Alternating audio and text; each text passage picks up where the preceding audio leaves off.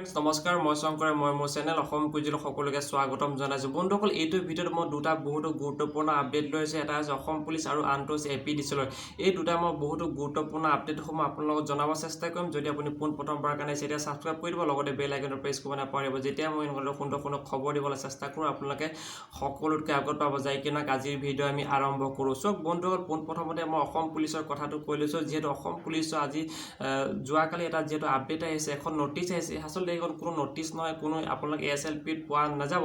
সেইখন হৈছে হেডকোৱাৰ্টাৰসমূহক পঠাইছে। আৰু এইখনতে মই কৈছোঁ, এইখন বহুতে সুধি আহিছে যে দাদা এইখন ফেক হয় নে ৰিয়েল হয়। এইটো কোনো ক'ব নোৱাৰে, ফেক বুলি ক'ব নোৱাৰে, ৰিয়েল বুলি ক'ব নোৱাৰে, হয়তো হ'ব পাৰে বা নহ'ব পাৰে।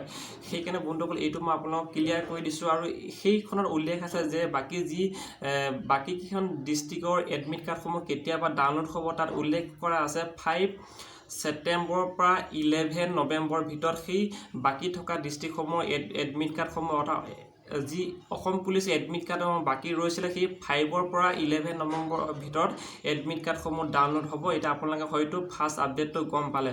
আৰু ছেকেণ্ড আপডেটটো হৈছে যিহেতু APDCL অফিচ কাম ফিল্ড এছিষ্টেণ্ট আৰু সহায়কৰ যি 1600 পদ আছিলে, সেই পদসমূহ ৰিজাল্ট যিহেতু আৰু 3 দিন আছে, আগষ্ট মাহত এটা হ'ব। সেই 3 দিনৰ ভিতৰত দিয়াটো সম্ভৱ হয় নে নহয়, কিয়নো বহুতে মোক কৈ আছে, মেইল কৰি আছে যে দাদা আৰু বেছি দিন নাই, আগষ্ট মাহটো শেষ হ'বলৈ আৰু 3 দিনমান বাকী আছে। 3 দিনৰ ভিতৰত কিদৰে সম্ভৱ হ'বনে?